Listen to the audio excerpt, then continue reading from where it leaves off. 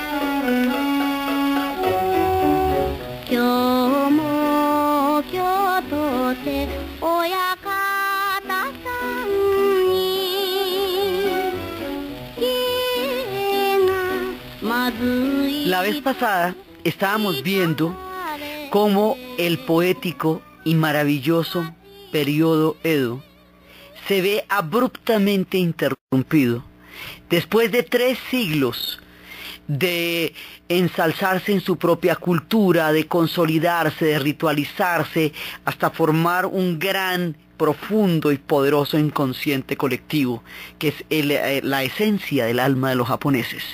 Y al crear una memoria, después de que ellos van creando todo esto, habíamos visto cómo se acaba la dicha casi que de un día para otro. Entonces el asunto era que los europeos estaban empezando a circunnavegar las aguas del Japón. O sea, ya había gente como haciendo aproximaciones, pero ellos todavía lograban mantenerse a distancia. Hasta cuando llegue el Comodoro Perry. Cuando llegue el Comodoro Perry ya no se va a poder más. Entonces, el tema es que el mundo se está moviendo alrededor del Japón. Entonces, el tema es que Rusia va avanzando, el imperio zarista se está pegando una carecida en este siglo XIX muy grande, y ya va avanzando buscando las pieles de focas y toda la caza marina y todo eso va avanzando hacia la península de Kamchatka. Y la península de Kamchatka ya los va a llevar a las aguas del Japón, por un lado. Por otro lado, los Estados Unidos habían empezado un proyecto de expansión, un proyecto que ya los llevaba hacia los mares. Cuando ellos empiezan a tomar la decisión de ser potencia, y dicen, bueno, una potencia tiene que tener unas salidas a los mares, y nosotros tenemos 2 costas gigantescas, hay que empezar a hacer uso de esas aguas. Y ahí es cuando el Pacífico se vuelve un destino histórico de los americanos, cuando Hawái adquiere toda su importancia. Cuando el mundo de los americanos se desplaza hacia el Pacífico, todavía no existe el Canal de Panamá, pero ya existe el tren, el ferrocarril, que logra comunicar de un lado al otro. Entonces ellos empiezan a buscar sus destinos históricos en el Pacífico. Por lo tanto, se van a aproximar allá. Con el único que tenían contacto los japoneses era con Holanda. Los holandeses se les habían arreglado para tener un comercio con ellos en este puerto de madera que habían construido, y a través de al lado de Nagasaki, y por ahí era que entraban las cosas de los holandeses. Pero entonces aquí va a ocurrir una cosa que le va a producir un impacto brutal a los japoneses, y es la guerra del opio en China. Resulta que China es la madre la madre ancestral. De todas maneras, pues hay una relación histórica muy profunda con China en la medida en que hemos visto cómo gran parte de la cultura japonesa viene originalmente de la China, pero como los japoneses van a hacer una síntesis propia y auténtica y van a crear una cultura nueva y distinta a partir de las influencias chinas, con todo lo que hemos visto que es el arte de la influencia en el mundo japonés, que son los duros para el arte de la influencia. Entonces de pronto les cuentan, a través de los holandeses y de este puerto llega la noticia, que Inglaterra ha inundado de opio a la China, que la ha obligado a aceptar un contrabando que además hace adicta a la población, y que al oponerse la China al contrabando, porque es que siempre se ha buscado la manera de comerciar con la China, y la China hasta hace muy poquito no estaba interesada en comerciar con nadie. Como son tantos y siempre han sido tantos, ofrecen un mercado increíblemente atractivo que ha sido, sobre todo en la época de la expansión colonial, muy apetecido por todos aquellos que estaban circundando el Asia.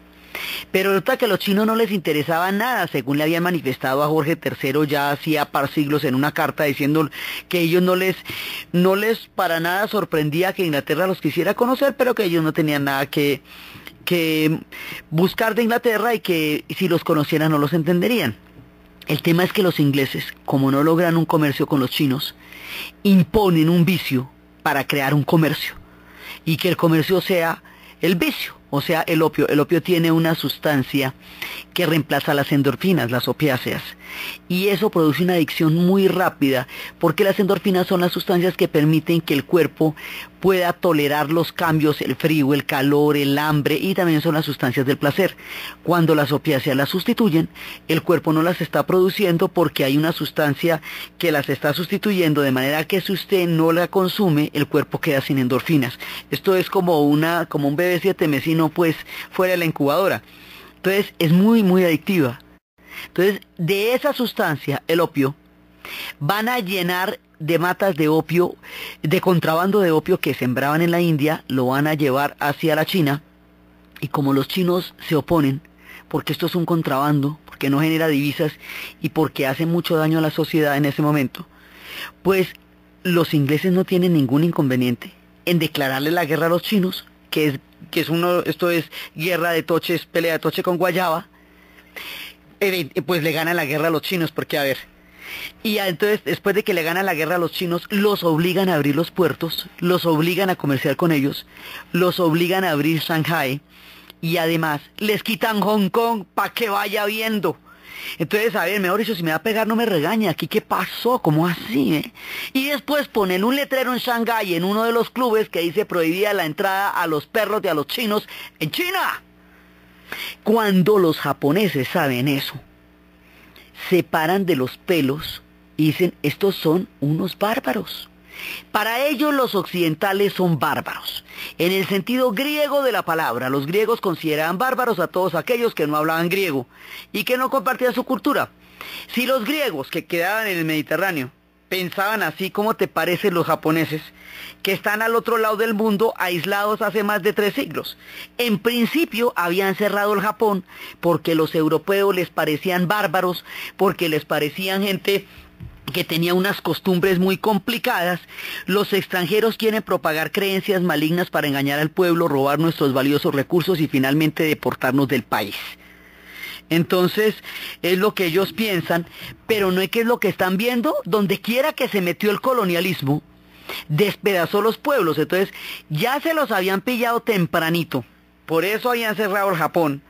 Ahora, cuando los ven actuando en China, dicen, no, estos no solamente son como nosotros habíamos dicho, sino que pueden ser bastante más peligrosos de lo que habíamos dicho, y entonces nosotros no queremos nada con ellos. Las noticias de las guerras del opio en China van a generar una conciencia de xenofobia en el Japón, porque a ese costo y de esa manera, o sea, si eso le hacen a la antigua madre China, ¿cómo te parece lo que les puedan hacer a ellos? Esto ocurrió en 1842. Entonces, ahí todavía el Japón estaba cerrado, pero ya, digamos, hay un momento en que el asedio de los europeos se vuelve ya muy difícil. Por un lado vienen los rusos por Kamchatka buscando las pieles, por otro lado vienen los europeos navegando, hasta que llega el Comodoro Perry. O sea, el Comodoro Perry llega en el instante en que muchos barcos están buscando lo mismo, abrir el comercio del Japón a la brava. Pero el Comodoro tiene cómo y lo hace. Entonces es cuando les da la advertencia, ¿no? Bueno, ustedes tienen un año para abrirse. Un año y yo después vuelvo. Y cuando vuelva, ustedes ya tienen que estar abiertos. Entonces, además, los norteamericanos lo hacen a toda, porque ahí hay un juego de poder. Siempre la política externa de los Estados Unidos está determinada por la política interna. Entonces, en ese momento había unas elecciones y eso había que resolver este tema antecitos de las siguientes elecciones para garantizar que el partido se mantuviera en el poder, y por eso tenían que anunciarse el hit de abrir el comercio del Japón. O sea, en eso las cosas no son tan distintas ahora de cómo eran entonces. Entonces, en ese momento se van. Bueno, se les advirtió, ¿no? Ya les dije. Y se van. Y se van ellos. Y se quedan los japoneses con una mano adelante y la otra atrás pensando, ¿y ahora qué vamos a hacer?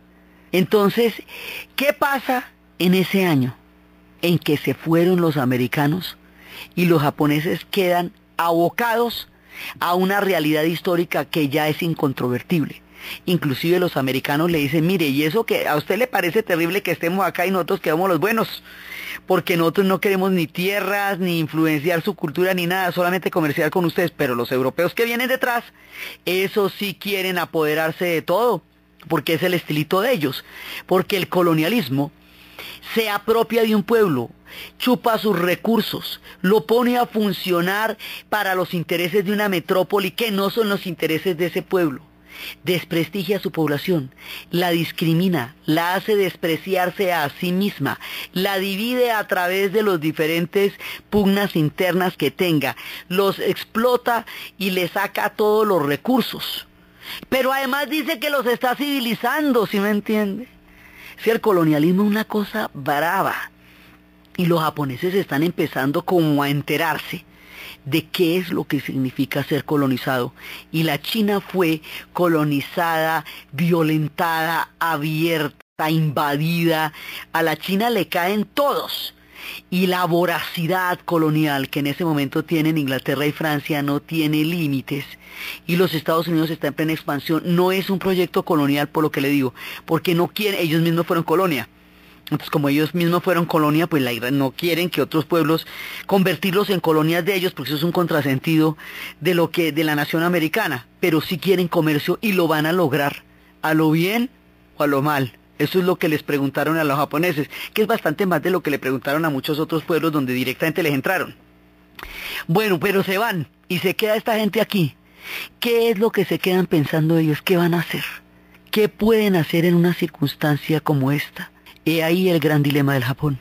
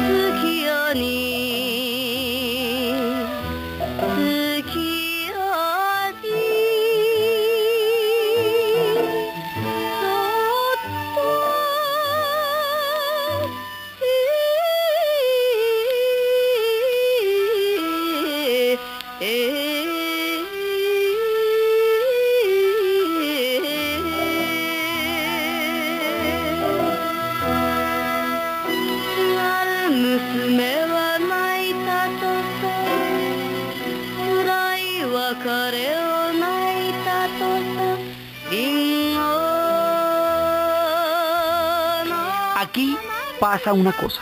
Hasta el momento están mandando los shogunes. Era lo que habíamos visto durante todo el periodo Edo. El periodo Edo corresponde a la era de los shogunatos, a la hegemonía, si así se puede decir, del budismo como espíritu, que es el que va a animar la ceremonia del té, los jardines de piedra, todo eso es budismo. Y todo eso ocurre durante la era de los shogunes, que habíamos visto que eran los que mandaban la parada. Entonces los shogunes deciden que ellos van a abrirse a los Estados Unidos porque no tienen otro remedio. Mientras que el Tenno, o sea, el emperador, la palabra Tenno significa soberano celeste. El Tenno viene de sangre real directamente de Amaterasu, de ahí su carácter divino. Desciende propiamente de los dioses. El Tenno habíamos visto que lo tenían guardadito como un símbolo, pero que no ejercía un poder real. El poder real lo estaban ejerciendo los shogunes. Así que los shogunes deciden que ellos van a abrir el Japón y que van a hacer un tratado con los Estados Unidos porque igual no hay nada que hacer. Pero el Tenno no lo aprueba.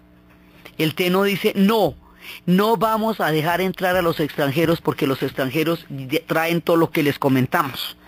Entonces no vamos a entrar. Entonces se dividen, originalmente se dividen entre quienes quieren mantener a los extranjeros la mayor parte, el mayor tiempo que se pueda por fuera, y quienes aceptan una realidad que consideran que no pueden de ninguna manera controvertir porque no tienen las armas con que hacerla.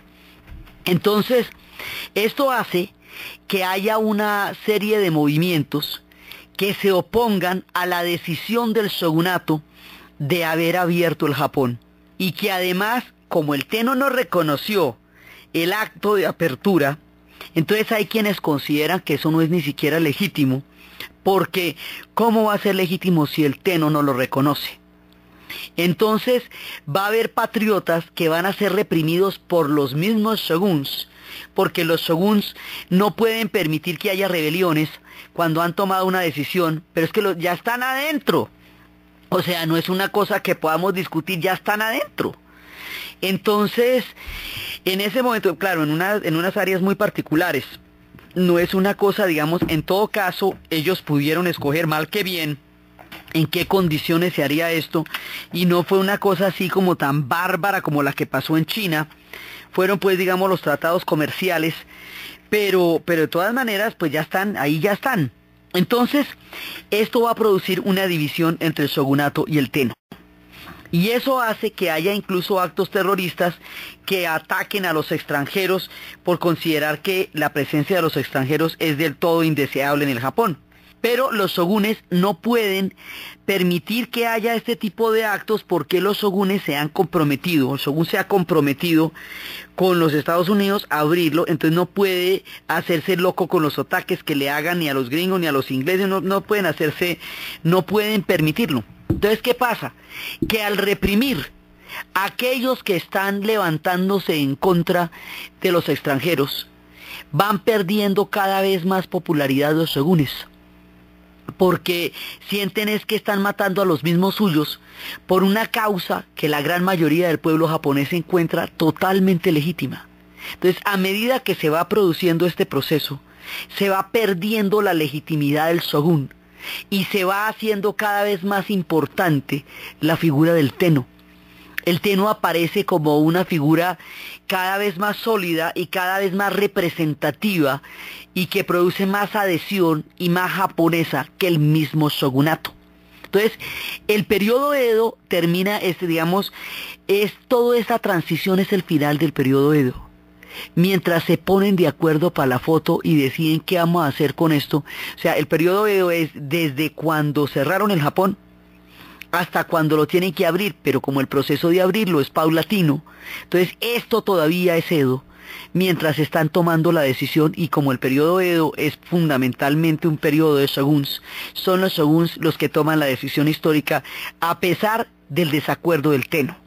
Y eso genera una división profunda, los hace impopulares. Cada vez que van a ejecutar a un líder patriota de la resistencia contra los extranjeros, pues quedan más en confrontación con el pueblo japonés, hasta que eventualmente van a tener que llegar a un punto en que el shogun renuncia. Cuando renuncia el shogun, entonces le dicen que tiene que entregar las tierras. Si entrega las tierras, va a dejar a todos sus vasallos sin comida, montón de gente muriéndose de hambre porque el shogun sí entrega las tierras, no es que las tierras son toda la riqueza del shogun. Entonces el shogun dice, bueno, yo le renuncio a lo bien, pero si usted me pone a entregar las tierras, me toca declararle la guerra. Y le declara la guerra al Tenno, pero el Tenno termina ganando, porque el shogunato ya está muy desgastado y el Tenno está cada vez más fortalecido y ya se va convirtiendo en algo que se va haciendo cada vez más un símbolo de Japón. Entonces, ¿qué pasa? Aquí vamos a cambiar el tiempo de los shogunes, el tiempo del budismo, el tiempo del zen, por el tiempo del Tenno y el tiempo del shintoísmo. Como los japoneses son originalmente shintoístas, y luego llegó el budismo, y luego llegó el zen, y entre todos montaron su espectro religioso, pues a veces prima más una tendencia que la otra. Entonces es el tiempo en que la tendencia del budismo, que además había sido la manera como habían sacado a los cristianos, que era volviendo a reconvertir a la fe budista, hay un tiempo en que el budismo empieza a dejarse de lado, y en que el shintoísmo, que es el culto al emperador, el shinto es el culto a la naturaleza, también es el culto al emperador por su carácter sagrado y divino.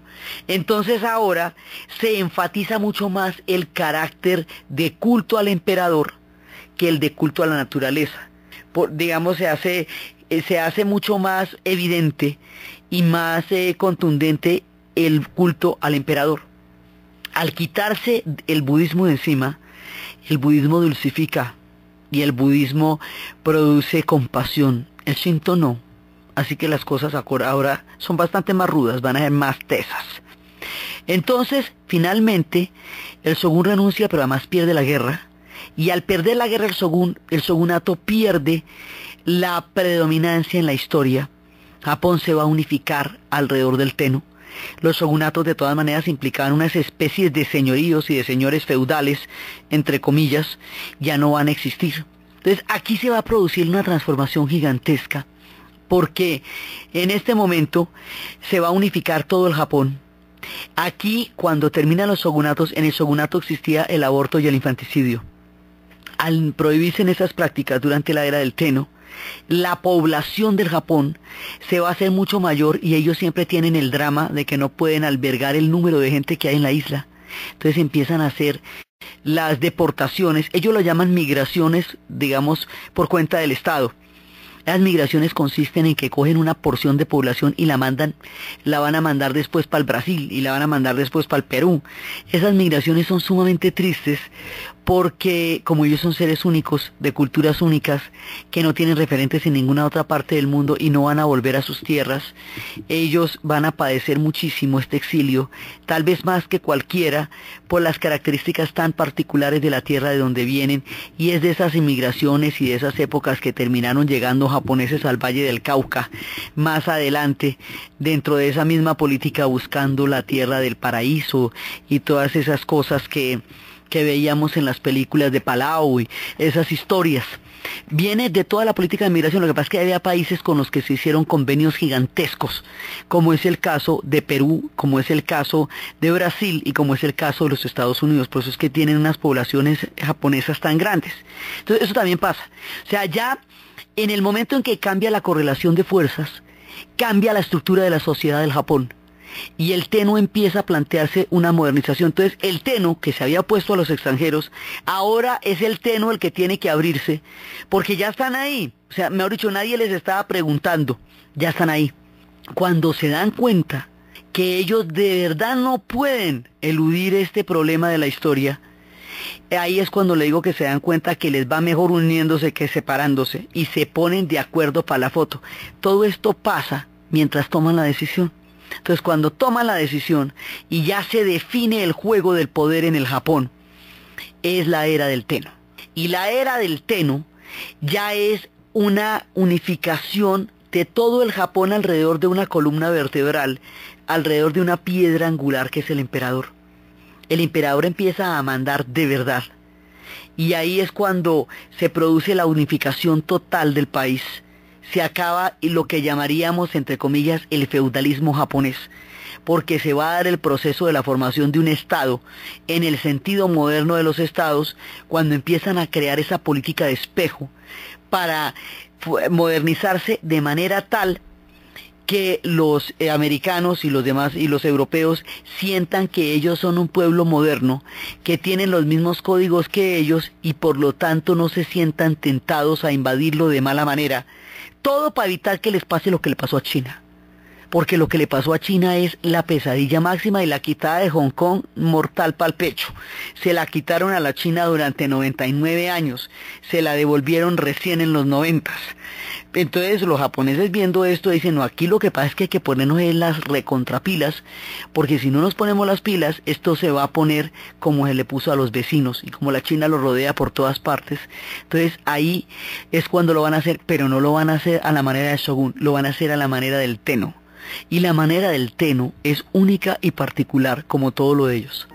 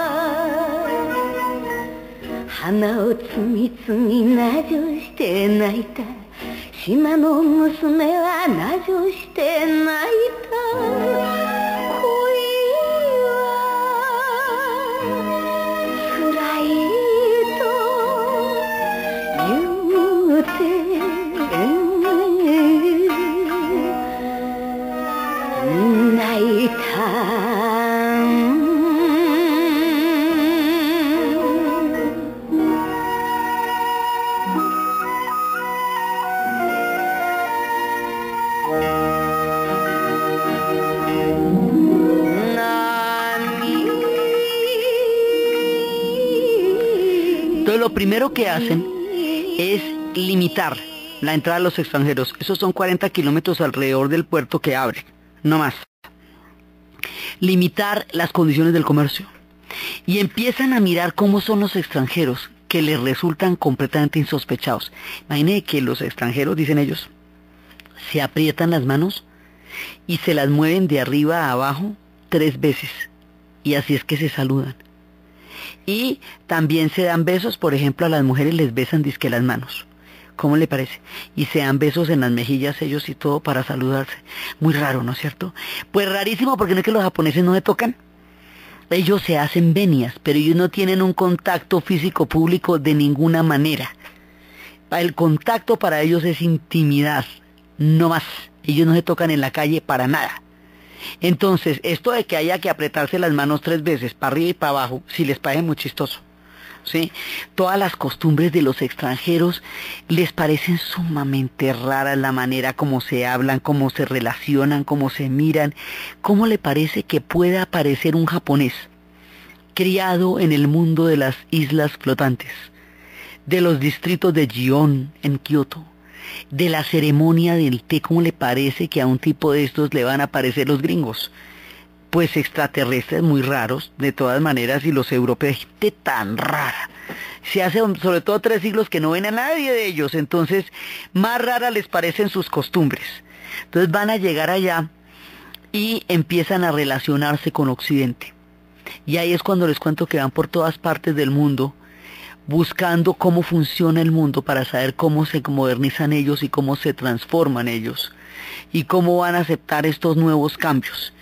Y esto, la aceptación de la transformación y de la apertura del Japón, el dominio total del Tenno, el fin de los shogunatos y las condiciones en que Japón se va a abrir a Occidente, y el proceso de modernización que deciden adoptar a continuación, una vez tomada la decisión, es lo que llamamos la era Meiji.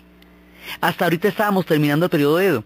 Pero en este momento, cuando ya el Tenno está montado en el poder real, dicen, esta es la era Meiji. Ahí realmente termina el periodo Edo en el sentido físico de la palabra, aunque su espíritu ya se había desvanecido con la entrada de los extranjeros hace unos años atrás, unos pocos años con relación al tiempo que duró. Entonces llegan y el Tenno empieza a hacer valer todo su poderío. Entonces, ¿por qué es tan importante? Porque para poder aguantar un trago de estos, ellos tienen que estar muy seguros de lo que son por dentro, de manera que al abrirse no se desbaraten. Tanto tiempo que les ha costado crear una cultura para llegar a feriarla, no. Entonces, esta figura del Tenno, tan poderosa, se va a volver ideológicamente omnipresente. Va a haber una ideologización de la figura del Tenno. Los libros de historia se van a escribir a la manera del Tenno. En una primera parte lo redactaban directamente en el palacio del Tenno, y en otra parte ya después cuando dijeron que no, que tampoco, entonces se podían redactar en los colegios, pero el Tenno revisaba los textos escolares. Entonces el Tenno empieza a ser la voz del Japón. Él es el que dice qué es y qué no es Japón, para dónde va y para dónde no va Japón. Él es el que dice cómo se cuenta la historia de ellos. Entonces ahí se reinterpreta la historia a la mirada de la modernización. Y empieza una modernización desde arriba, vertical, completa, en donde no le están preguntando a la gente si quiere o no modernizarse, es que se van a modernizar. Y habíamos visto la vez pasada que esto se parece a la reforma de Ataturk, porque la reforma de Ataturk también es para romper de una manera radical con toda la herencia cultural del mundo otomano y de los sultanes, y abolir los harems, y liberar a los eunucos, y sacar a las mujeres de los harems y de los palacios, incorporarlas a la vida pública, incorporarlas a la vida cotidiana. Pues bueno, más o menos eso pasa en el Japón. Entonces hay que cambiar todas las costumbres. Entonces, esto de las discriminaciones por oficio ya no se van a usar, esto de las costumbres y las maneras van a empezar a cambiar, van a aceptar la influencia arquitectónica de Occidente de una manera mucho más explícita, van a empezar a aceptar las influencias. Entonces, aquí se presenta ese fenómeno tan particular que tienen los japoneses, y es que en un momento dado aceptan todas las influencias. Todas, todo lo que viniera de Occidente, pasaron de la xenofobia y la negativa total a abrirse a la avidez de ver a Occidente. Ya en un principio le tenían mucha reticencia y después mucha curiosidad. ¿Qué es Occidente? ¿Qué es esa cosa que llaman Occidente? Occidente ya está montadísimo. Ya tienen el eurocentrismo como una manera de medir qué consideran ellos civilización y qué no. Inglaterra es la dueña de los mares en ese momento, el planeta entero está al alcance de las aguas, todavía es el tiempo de Victoria. Entonces Inglaterra es la dueña de la revolución industrial y todo, y los Estados Unidos surge como una potencia que empieza a desplegar sus alas en el nuevo orden internacional que se está formando en esta época. Y es ahí, entre las potencias y entre los imperios, entre el colonialismo y entre la expansión, que Japón se tiene que abrir. O sea, se tiene que abrir en el momento más delicado. Entonces, ¿cómo lo hace? Con pies de plomo. Esto se hace milimétricamente. No va y se nos desbarata el Japón. Vamos a aceptar todas las influencias. Vamos a que nos echen el cuento que nos quieran echar, los edificios que quieran, el estilo republicano, las casas estilo inglés, las arañas de cristal, todo lo que quieran lo van a traer. Nosotros vamos a observarlo. Y ahí es cuando los japoneses empiezan esa manera tan extraña en la cual ellos son capaces de asimilar íntegras todas las influencias, hasta el punto en que usted casi cree que dejaron de ser japoneses, pero no. Ellos no dejan de ser japoneses nunca jamás, porque su fuero interno es inalterable a pesar del arte de la asimilación de la influencia. Entonces esto es muy difícil de comprender para Occidente, que no tiene esos diferentes niveles internos de relación con el mundo, pero los japoneses sí lo tienen. Entonces usted aparentemente diría que esto se desbarató, se volvió completamente occidental. Sí, aparentemente, pero no por la fuerza del teno. La fuerza del teno se vuelve como una especie de centrífuga que al interior del profundo Japón mantiene el orden histórico a pesar de todo lo que va llegando de Occidente. Entonces esos son los vestidos, son las modas, y ahí es cuando les cuento que empieza a haber una cantidad de venta y de regalo de objetos, primero porque las condiciones son difíciles y segundo porque en ese momento ya empiezan a considerar que no, pues que la moda es todo lo que llega de Occidente. Entonces pasan de un extremo al otro y empiezan a aceptar a Occidente en todas sus manifestaciones, a todo el mundo que venga de Occidente, a ver qué traen y a ver qué viene, con la curiosidad de quien ha estado aislado tantísimo tiempo. Y ahí es cuando les digo que empiezan las grandes migraciones, y por eso es que hay tantos descendientes de japoneses en el Brasil, que casi son un país entero allá, porque los empiezan a deportar, porque allí en ese Japón no caben. Entonces los van a mandar a otras latitudes para desocupar un poco la población de la isla. Así es que deciden solucionar el tema de la sobrepoblación. Entonces, bueno, ya entrados en gastos, esto se tiene que volver un problema de industrialización, porque esta es la era industrial y precisamente lo que tenían esos barcos eran unos cascos de acero que se producen en las industrias, que era lo que no producían los japoneses, que eran tan delicados. Entonces, para hacer la industrialización hay que montar una manera de buscar materias primas para el proceso de industrialización. Entonces es una modernización a nivel de las costumbres, a nivel de la aceptación de las influencias, a nivel de la vida cotidiana. Es una industrialización a nivel de la productividad del Japón. Se acaba el tiempo feudal, por eso decimos. Y a la vez es una militarización, porque esto va adquiriendo poco a poco un carácter militar. Y es un momento en que el teno va a ser aquel que articule todo el proceso de la modernización. Eso es un plan integral que va a cubrir toda la sociedad. Y ahí las formas tradicionales del Japón empiezan a perder su vigencia porque ya no pueden vivir allá. Y es ahí cuando les cuento las historias de los samuráis.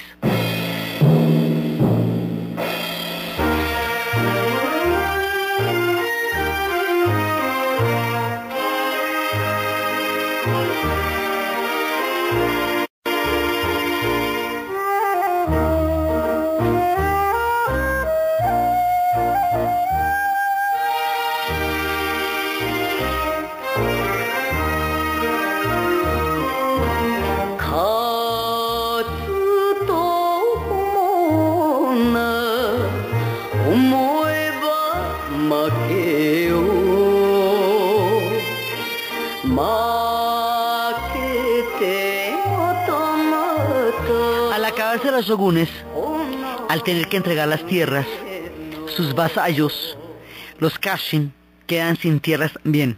Al quedar sin tierras, al abolir los señoríos, los privilegios, las dignidades históricas que acompañaban a los shogunes y a todo el cuerpo de guerreros, todo el cuerpo de guerreros que habíamos visto que articulaba la sociedad de la era de Edo, queda sin oficio en la era Meiji, porque la era Meiji es una era industrial.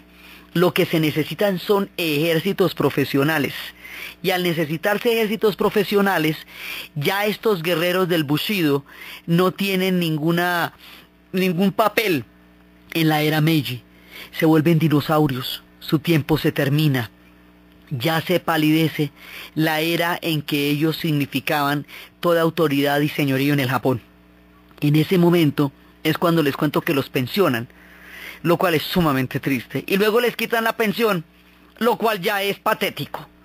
Entonces, un samurái, imaginémonos el samurái con la doble espada, con el casco que termina en las puntas de oro, con la malla de persiana que permite defenderse de una manera armónica, con el cuello alto, con las caras que producen susto en la batalla, con su sentido del honor, con su sentido de la integridad, con su disponibilidad para la muerte, con su la lealtad a ultranza, con su compromiso moral con el daimyo, con su compromiso con la sociedad, sin tener nada que hacer.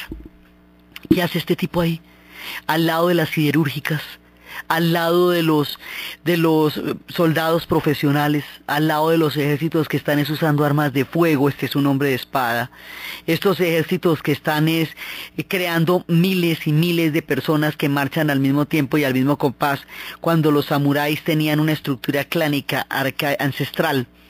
Los samuráis ya no tienen ningún oficio, pero no van a aceptar una muerte, digamos, teniendo un pueblo como el Japón un concepto de la muerte tan particular y tan heroico, los samuráis no iban a aceptar una muerte por olvido, por desaparición, por extinción de tiempo, porque había quedado atrás la era en que ellos eran los grandes señores, todo estaba ligado a la estructura del shogun.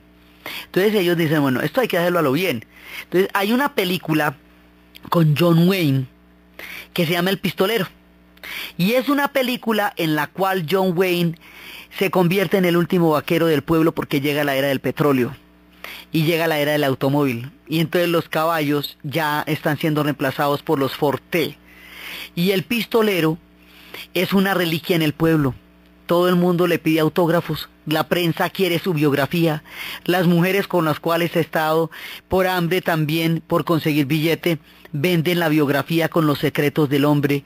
Se vuelve un personaje pintoresco de una época ya extinta, y considera que él, que fue un vaquero tan tremendo y que nunca se espelucó, no puede vivir así. Y llega otro pistolero que había sido anteriormente su enemigo y que tampoco quiere morir en esas condiciones, y se mete en un duelo en una cantina para morir a bala, como era su ley en la época de los vaqueros, porque los dos eran pistoleros. Haga de cuenta. De esa forma, además, el pistolero tiene cáncer y el médico le dice, bueno, usted no tiene que morir así, mejor dicho, eso otras personas se aguantan eso, pero usted pues no tiene que morir de la manera. Pues los samuráis hacen otro tanto.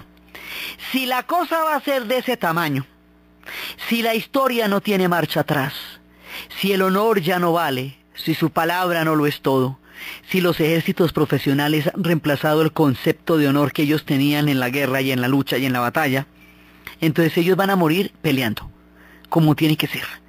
Y ahí es cuando se organizan y van a emprender una rebelión, la cosa más impresionante, contra el ejército formal de los japoneses. Sí, una rebelión que es totalmente desigual, porque es de la espada y del cuchillo contra las armas de fuego de un ejército disciplinado, entrenado a la manera occidental, porque paulatinamente durante todo el tiempo que van entrando los europeos y los americanos, les van dejando acantonar sus fuerzas allá, les van prestando sus instalaciones para hacer sus cuarteles, y van tomando el modelo de los ejércitos que están viendo en Occidente. Entonces, contra este modelo occidental del ejército, que ya es un modelo disciplinado en el sentido occidental de la palabra, con armas de fuego, se van a enfrentar los samuráis en una última batalla para morir en su honor, para morir en su ley, para morir como debe ser, con la dignidad puesta. Se visten totalmente con todo su atuendo y con toda la dignidad de siglos de gobierno y de formas de vida que ellos inspiraron. Se van a inmolar contra el ejército, y efectivamente hay uno que los va a dirigir. De esta historia heroica de cómo los samuráis van a entregar su vida para morir con honor y no ser seres arcaicos y pintorescos de un tiempo ya extinto, es que se hizo la famosa película del último samurái. Pero para que Hollywood pudiera tener algún papel en la narración, pusieron a Tom Cruise. No, Tom Cruise no tenía nada que hacer allá, ni ellos se tuvieron que conseguir a ningún actor de Hollywood para que les dijera cómo era que había que pelear contra los occidentales, porque el objetivo no era ganarles, no era sustituir un orden por otro. Ellos sabían perfectamente que su orden había terminado. El objetivo era morir con dignidad, la muerte como victoria. la muerte como enaltecimiento del honor, porque en el mundo, y en el mundo del bushido, pues usted no podía vivir deshonrado. Un samurái pensionado o un samurái sin pensión es un ser sin honor, y sin honor no se puede vivir. Pues si no podían vivir antes así, pues menos ahora. Entonces, en un acto de honor último y supremo, los samuráis mueren en la batalla, mientras los soldados les van a disparar, como le dispararían a cualquier rebelión, a los antiguos samuráis. Ahí hay una transmutación en el alma del Japón. Ahí el concepto del guerrero, digamos, ético, integral, que responde a una disciplina interior del espíritu, basada en el Zen y en el budismo, se pierde con las balas que atraviesan los cuerpos de los samuráis. Se pierde el sentido espiritual de la batalla y pasamos a las guerras modernas, y las guerras modernas son horrorosas, porque las guerras modernas no tienen ese sentido de la espiritualidad que tenía el mundo de los samuráis. Y ahí se va desarrollando un carácter cada vez más militarista entre los japoneses. Poco a poco la fuerza del Tenno se va haciendo más enfática en lo militar. O sea, eso es una modernización a todo nivel. Pero usted puede hacer el énfasis en la industria y en volverse una potencia comercial, o usted puede hacer el énfasis en el ejército y volverse una potencia militar. El énfasis se va haciendo en el ejército. Esto se va volviendo una potencia cada vez más militar, y en la medida en que se vuelva una potencia militar, empieza a querer expandirse, empieza a querer territorios, materias primas, disputarse un mundo colonial que ya está repartido, disputárselo con otro estado que paralelamente está teniendo un proceso bastante similar, de otra manera, pero está en las mismas, que es Alemania. El estado alemán se acaba de formar, y se acaba de formar con un hambre de territorios y de repartos, donde ya los ingleses y los franceses se habían repartido todo el ponqué. Entonces llegan a codazos a poner los codos encima de la crema, el ponqué que se han repartido los otros. Pues los japoneses empiezan a virar en esa dirección. Cuando usted empieza a virar en esa dirección, usted en algún momento se va a meter en una guerra con alguien, porque para allá va la cosa. Entonces hay una parte que va enrutando, primero hacia lo ideológico en torno a la figura del Tenno, y luego hacia lo militar en nombre del Tenno. Y cuando se enruten hacia lo militar, van a empezar a mirar allende sus fronteras, y van a empezar con los proyectos que había tenido Hideyoshi antes de la cerrada del Japón. ¿Se acuerda que Hideyoshi quería invadir Corea? Pero Ieyasu no lo dejó, porque además terminó aislando el Japón. Bueno, pues esa historia de ir a por Corea la están contemplando en este momento. También están pensando en la idea de ir por la China, porque la China tiene el territorio, las materias primas, la extensión, todo lo que se requiere para la modernización del Japón. Es gigantesca y tiene un territorio que no es exactamente chino, que se llama la Manchuria, que en ese momento está siendo gobernada por una dinastía que no es Han, que son los manchús, razón por la cual se puede alegar que otras potencias como Rusia o como Japón puedan entrar en la Manchuria sin que necesariamente estén metiéndose en territorio chino, aunque la Manchuria sí es China, pero tiene un carácter ahí por el hecho de que no sea Han, que le da un cierto paso, una cierta posibilidad a los japoneses y a los rusos de meterse ahí. Entonces hay varios frentes que se van abriendo paulatinamente, con una concepción del ejército totalmente distinta al mundo de los samuráis. La muerte de los samuráis mata el alma de los japoneses en el sentido militar de la palabra, y los mete en otra película completamente diferente, en una película Meiji distinta, que va a llevar a unas consecuencias en el largo plazo sumamente complicadas. Entonces, como el otro imperio que se expande con una voracidad increíble, y también por los mismos lados, es el de Rusia, en algún momentico se van a tener que encontrar con los rusos, porque los barcos de toda la armada rusa están por allá lindando los límites con el Japón en la zona asiática. Rusia como es un continente de grandote. Entonces, pues uno siempre oye hablar de la Rusia europea, ¿cierto? De toda la parte de Moscú, de Ucrania, todo eso. Pero eso también tiene el otro lado. El otro lado que es el que va para Kamchatka, el otro lado que es el que va para Puerto Arturo, y es desde allá, desde Puerto Arturo, donde en un momento dado dos proyectos imperiales en plena expansión se van a enfrentar en lo que se conoce como la guerra ruso-japonesa. La historia de esta guerra y otros muchos detalles de la era Meiji que resultan fascinantes, desde la llegada del cine hasta esta transformación tan absolutamente increíble en la cual este pueblo se ve metido de un momento a otro, es lo que vamos a ver en el siguiente programa. Entonces, desde los samuráis muriendo en batalla con el honor en alto y la espada, llevando hasta las últimas consecuencias el camino del Bushido, desde la llegada de los barcos que con sus cascos de acero abrieron e interrumpieron la poética paz del Japón, desde las terribles pugnas entre los shogunatos y la era del Tenno, desde los tiempos del Shinto, que salen después de un milenario silencio para reemplazar la era del Zen y del budismo y enrutar al Japón hacia un viraje histórico totalmente distinto.